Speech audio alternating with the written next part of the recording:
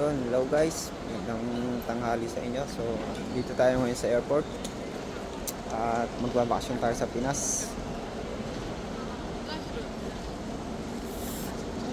Ganito guys, kapag OFW, halos lahat ng mga OFW kapag holiday dito sa South Korea, magbabakasyon sa Pinas. So, ayun, makaka-banding natin ang pamilya natin kapag ganitong holiday. So 1 week tayo dun sa Pinas. 1 week tayo dun. Naghahanap ako ng pagkain kung saan ako pwedeng kumain. Ganda guys ng baba.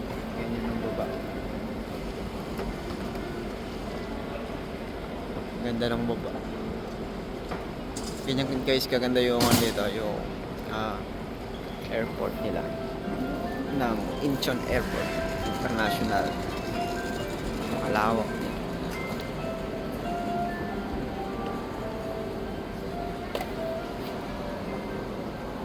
Guys, ganyan kalawak. Wala pang tulog guys. Panggabi ngayon, walang tulog. Wala pang tulog. 7 to 7 may OT. So wala pang tulog kaya kailangan kumain. Nahihilo pa nga ako eh. Walang tulog. 7 ng gabi pumasok, 7 ng AM nag-out. Tapos diretso na dito sa airport. So ganun kahirap guys ang trabaho. Mahirap ang trabaho dito sa South Korea. Pero pagtsatsagaan naman yung trabaho. Kasi ibabalance din natin kasi yung yung reason kung bakit nandito tayo. Expected naman natin, mahirap talaga ang trabaho dito. Kaya okay lang, worth it naman. Pagka nakikita naman natin pamilya natin, okay lang. So mababa tayo dito sa bilihan ng pagkain. Nagugutom na ako.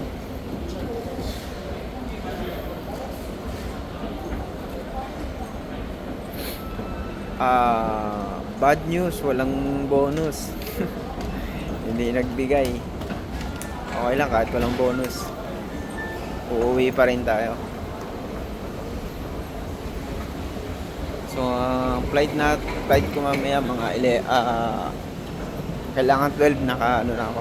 12 ng tanghali naka-boarding na ako. Kaya mabili pagkain. Baterya na naman.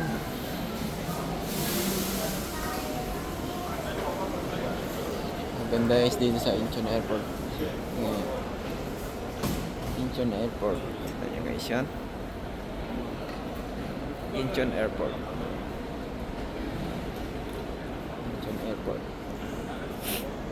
So hanggang dyan lang guys. Salamat sa panonood at I hope na nakakatulong yung mga ginagawa nating video na pag-aaral ng Korean language.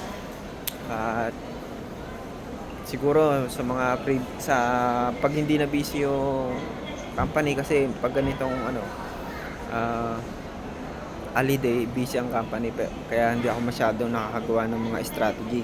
So kapag hindi na busy yun, makakagawa na tayo ng mga bagong strategy. So hanggang dyan lang, salamat sa panonood at thank you and God bless.